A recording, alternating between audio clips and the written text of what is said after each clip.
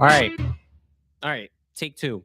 I had a bit of a meltdown. I freaked out. Nothing was working, and I was fighting with technology, like always. It's crazy. I started this off in such a happy place where I was going to talk about how lovely the world was and how excited I was for, anything and everything that was going to happen. I hate technology so much. It's so frustrating that every single time, like without hesitation, this everything that's supposed to work for you in the ways that to make your life better, to make everything whatever.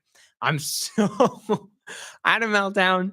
We had to completely restart everything. I say we, it's me, and that's the problem. I gotta get help. Um, but there's not enough help in the world that can help me. Anyway, with that being said, welcome to the season finale of Melvin Media Matters, the show where I'm probably going to change the title of it every time I start because I'm still not happy with that one. But before we get started, just a quick thank you and shout out to everyone this semester that's put in such a hard work at WIUR. Regardless if you were just a longtime listener, if you were a show producer, or an e-board member that just sat and ran technical control. Um, Thank you so much to everyone who needs Christmas when I'm given the gift of community every day. Bam, put that one on the Instagram. Um, yeah, so probably a much shorter show today because I spent a total of, I kid you not, probably like 20 collective minutes just trying to connect to the Wi-Fi because I had all my notes on my laptop. My laptop wasn't working. Then I tried to switch over to my phone. Then I couldn't figure out if my phone was actually playing audio while I was trying to listen to the show. So then I thought I wasn't running audio for the longest time.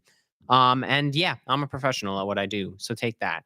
Anyway, I think my frazzled state is going to help exemplify just how crazy of a time it's been in the political world. Everything has happened. Things that I didn't even think were happening were happening. So without further ado, let's just get right into it. So first and foremost, we have to talk about it. The United Healthcare CEO, Brian Thompson, was on his way to an 8 a.m. investment shareholder meeting when um, I don't know how much of this I can say just with how we do guidelines, but he was very tragically attacked Wednesday morning in New York City. So this is an ongoing investigation, and very like the details are rolling out as it comes, but they've determined that this was a targeted attack. Authorities on Thursday, this is from ABC News, released images of the suspect taken from surveillance camera at the New York City hostel in West 103rd Street in the Upper West Side. They have determined that they feel there's enough evidence to claim it as a premeditated and targeted attack. That comes from NYPD Commissioner Jessica Tisch. I didn't know about her. The bullet casings found at the scene had the words deny, defend, and depose written on them. While the motive is unknown, this seems to have been premeditated. So, like I said, this is an ongoing story. And the only reason I want to start with it is because I don't want to end the season on like a sad note. And this is obviously really tragic for everyone involved. This is obviously very scary if you're in the area, and us being New York based, it's important that we at the very least acknowledge that this is ongoing and that um the investigation continues. So as of now, outside of like a couple images, it seems like that's the biggest thing that's been happening. They don't have anything further to say on it. So keep up with that as you will. In other news, keeping with our bit of theme, oral arguments were heard the other day at the Supreme Court. And that was honestly what this show was going to be about. And then unfortunately, I didn't have enough time to listen to all of the oral arguments, and I didn't want to just play someone else talking about them. I felt it was important to speak on them myself. So, but unfortunately, like with how the semester has been, I'm sure how everyone's been, it's hard to keep up with the news. It's hard to stay informed on so much that's been going on. and it's very easy to kind of just fall into like a very active TikTok cycle. Even now, with a lot of major news corporations breaking onto the social media scene, it seems to kind of now we're back at the same place of like you're more or less just seeing headlines and you're seeing clips of things, but it's very rare that you ever look into them. And I don't want the show to just be reposting clips and things like that. So I haven't had the chance to listen to the Supreme Court oral arguments, but they heard oral arguments. This is coming from C-SPAN. I can at least talk about what the case is.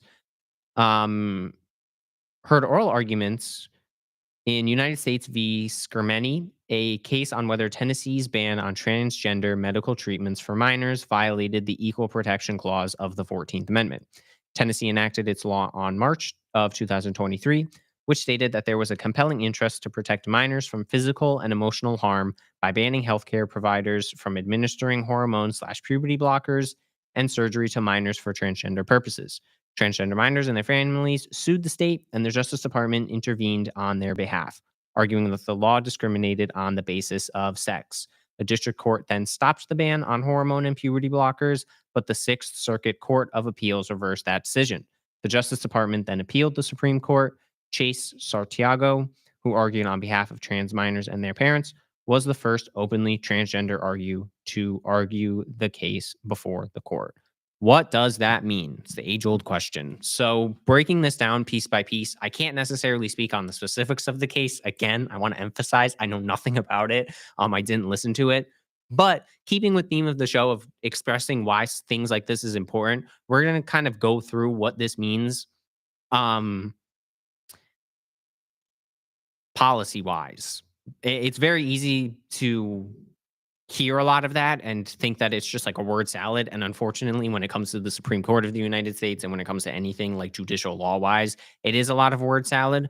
But to keep a very long story short, Supreme Court heard oral arguments in the case. So that's the United States versus Scamenti, a case on whether Tennessee's ban on transgender medical treatment for minors violated the Equal Protection Clause of the 14th Amendment. So, the Equal Protection Clause basically in the Constitution, you have the Constitution, you have the Bill of Rights.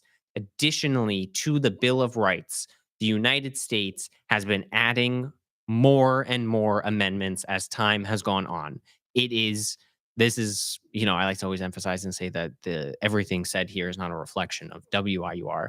From my own personal opinion, I think that the amendments of the United States are personally what makes America the best democracy in the world because it shows that the Constitution is you hear this term a lot, living, breathing document. It's not meant to be taken literally, but it's meant to use these types of examples. When we have a constitution and there are certain things that people think are wrong with it or need to be changed, there is an amendment process to change that constitution. So the Equal Protection Clause, the 14th Amendment, was the biggest kind of amendment that most people point to and how groundbreaking it was because for the first time, it wasn't that the federal government of the United States was being asked to protect people's rights. There was this ask that the states be held to a standard to protect people's rights. So the 14th Amendment is kind of used as the one that people have to apply law by law because the way that the federal government works, and as we go further through the Supreme Court, we can actually see this play out using this case as an example. If Tennessee comes up with a law. You live in Tennessee. You as a what do they call them? Tennesseans. I don't know.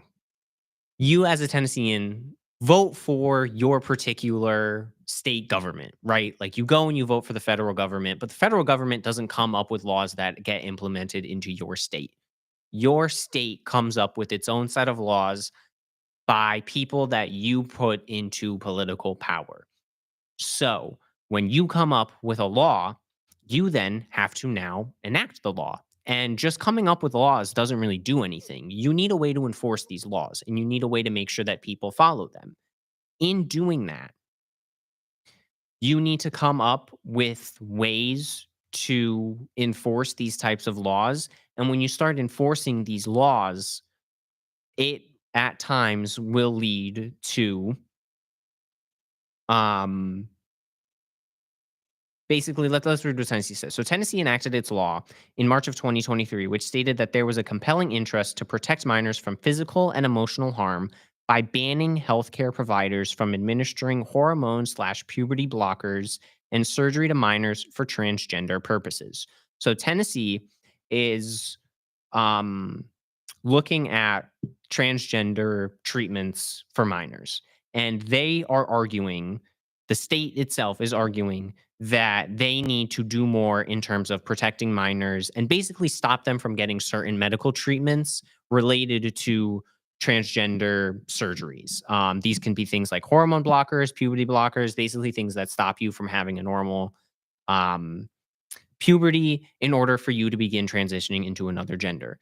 Now, we're not here to talk about the logistics of like, are hormone blockers good or not? Again, I haven't listened to any of the oral arguments, so I can't even tell you like what the state is saying. I'm just going off of like the very quick brief. But we're just using this as an example as to why it's important. Because what's important to note is that Tennessee is basically saying, this is it, this is the law, we're good, we're the state, we're going to say what we want to say.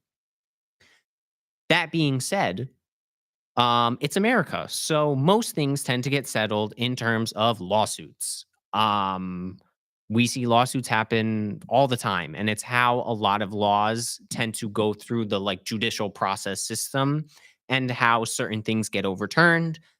Think of like Dobbs as another current example. The Dobbs decision didn't just happen because the Supreme Court decided we really should take another look at, um, where abortion rights stand in America. There were lawsuits that happened at a state level that then got overturned, appealed, protested, not protested, overturned and appealed, that then had to get moved up and up and up. So, how does that happen? Transgender minors and their families sued the state. So, this is against the law. And the Justice Department intervened on their behalf and said that the law discriminated on the basis of sex. So, the brief part that I heard, I think this is the main part the Justice Department is trying to stand out, is saying that it's not that people are making the argument that I don't even know, because we're not going to talk about the argument. But anyway, state is saying that they're doing it on an age thing. Justice Department is saying that you're discriminating and saying that people can't get certain surgeries because of their sexual orientation, which the state is saying is illegal. A district court, and that's basically like the courts in the area that oversee certain laws and certain judicial cases, stopped the ban on hormone and puberty blockers. The Sixth Circuit Court of Appeals, so basically you go, there's a law, you're a family or anyone, you challenge the law, and their decision gets made. A federal judge who is appointed normally by the president and confirmed by the Senate, much like we've been talking a lot about appointments and things like that. Trump is going to have his appointments not only to the cabinet, not only to federal positions, but like federal and state judges are appointed and they have to go through the whole process. You're starting to see slowly how a lot of this starts to build onto itself and how it's all really important to not necessarily ever dismiss one of the branches of government because they all very weirdly interact with each other in these types of ways. So, a court of appeals is basically after you've gone through the court and a decision has been made, you can then ask another court, normally the court of appeals if you lost, to reevaluate the decision and basically like ask for a second opinion. So, the court of appeals reversed that decision. The Justice Department, having had their decision overturned, the Justice Department didn't make it. The Court of Appeals overturned the original court, the district court. So it's like a hierarchy. Then went to the highest level of the court and appealed to the Supreme Court. That's where we're at now. So that's how a lot of these state and very local issues make their way up to the federal level. It is through hours upon hours of lawsuits, and it's very boring and it's very monotonous. And I've taken all but one criminal justice class that wasn't even criminal justice, it was like judiciary law. And it's very painstakingly long. It's very reading intensive, there's briefs, there's precedent, there's all of these different things. So it's very easy to tend to put the Supreme Court on sort of like the bottom of the totem pole almost in terms of like you have the president of the United States and everyone thinks that tends to be the most important power. You have the second branch of government, the legislative body, they're the people that create the laws. So you give them a lot of attention because it's important what laws are being created. But then there's this third branch of government, the Supreme Court, and they always tend to kind of sneak their way in to some of these really big cases. And you might be asking yourself, why? Why is it that these people, most of which most can't even name, I actually want to see that now. Um,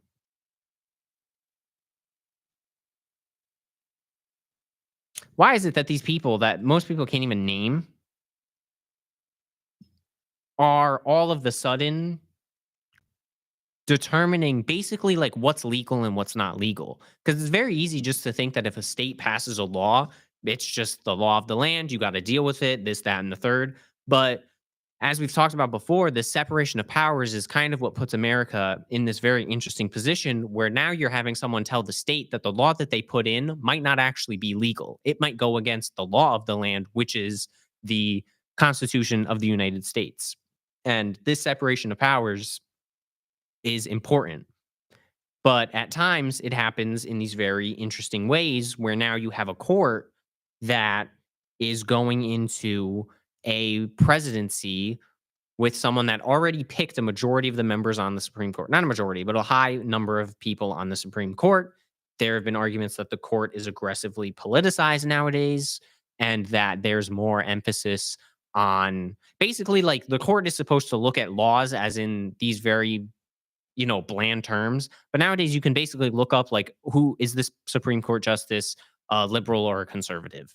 And that's like crazy that we're at that point now. Looking at this Pew Research study that is a little dated, August 8th, 2024, fewer than half of Americans now express a favorable opinion of the court, while about half have an unfavorable view of the Supreme Court.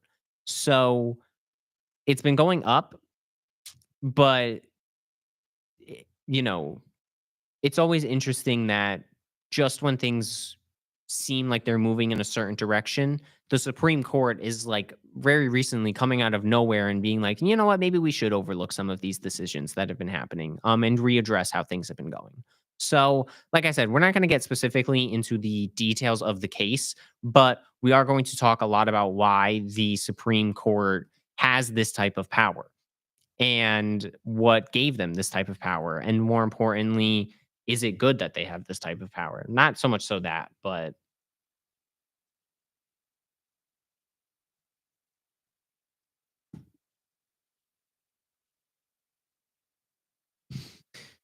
um but yeah, in Article 3, they go over the basically the powers of the Supreme Court and how they operate. So, executive branch, president, um legislative branch, Congress, House of Representatives, third power, the judicial power of the United States. So in Article 3 of the Constitution, Section 1, they basically outline what it is. The judicial power of the United States shall be vested in one Supreme Court and in such inferior courts as the Congress may from time to time ordain and establish. Permits Congress how to decide how to organize it.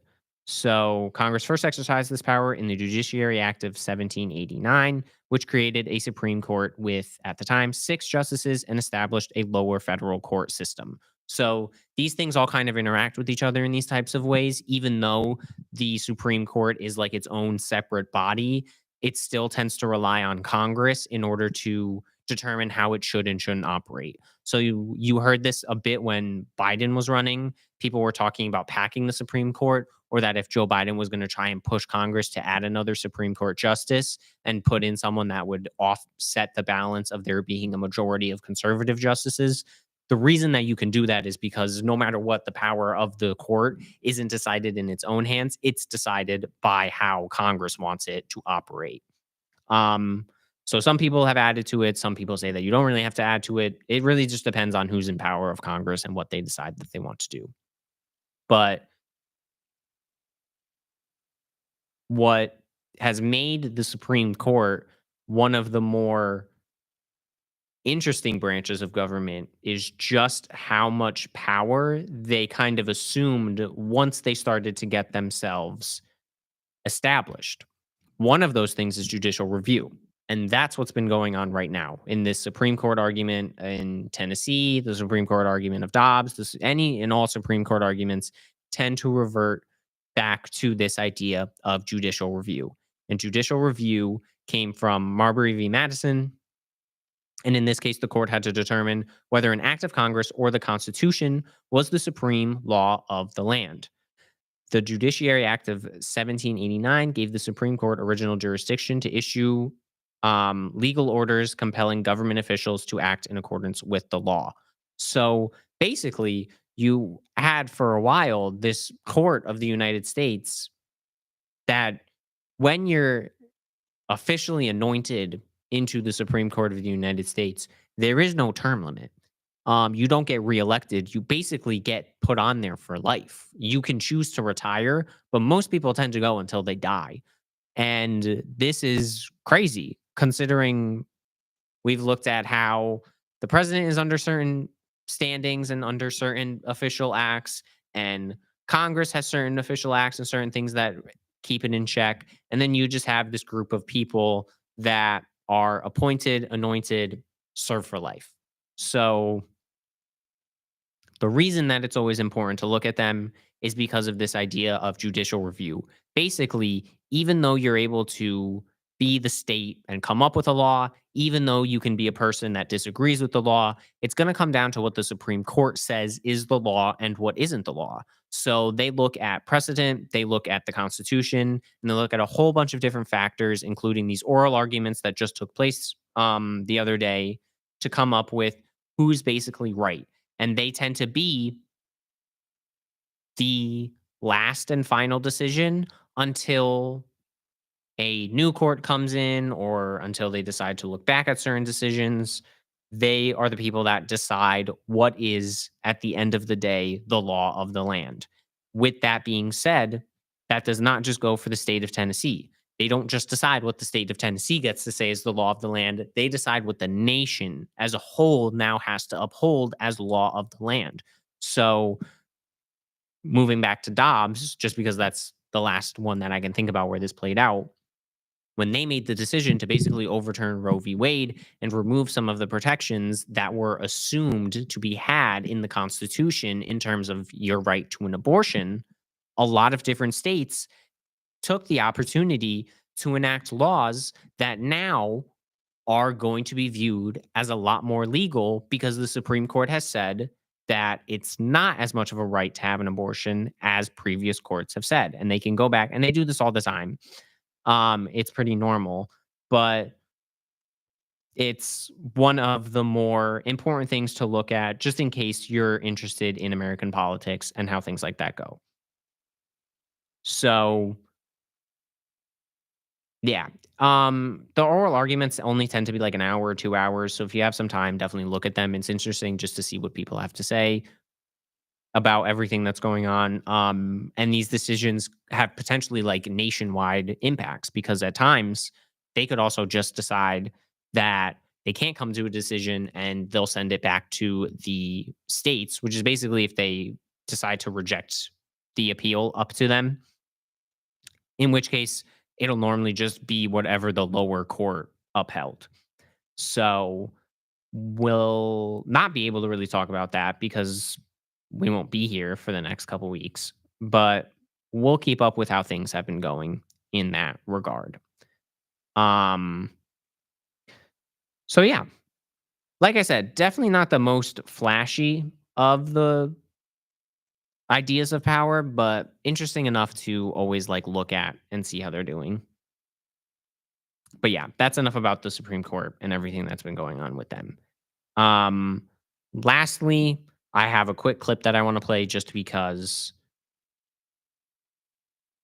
yeah, we don't have time for it. Anyway, that's all I have for today. I apologize for it being really short. I'm just like super stressed. It's also a million degrees in here and I'm wearing way too many layers. So I'm absolutely sweating in this. But due to technical difficulties and me really just not having a lot of time anymore to do this, there is pretty much where we're going to end it. Um, Thank you all for your ongoing support in this show. It's meant the world to me. I really appreciate it. And if you want to see more, stick around for next semester. Like I said, a lot of our shows are going to be ending this week, but for people who are interested in redoing their show for next semester, we're going to be open to it. Our schedule is going to be a lot different because people's class schedules and things like that change. But if you've enjoyed watching WIUR this far, I suggest you stick around for next semester. We'll have to see when we have an official start date for shows. That's way in the future.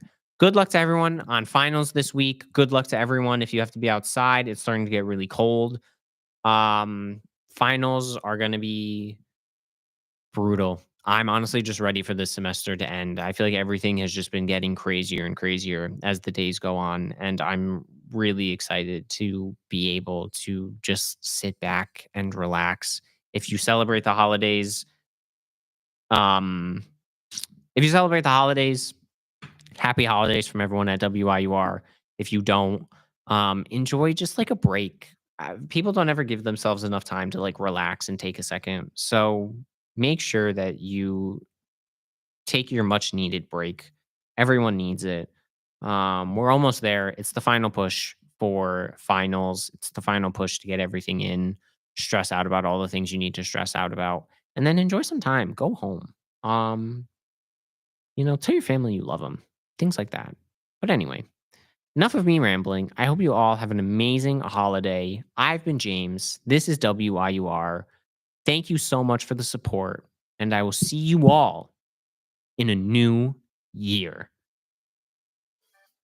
Thank you for watching.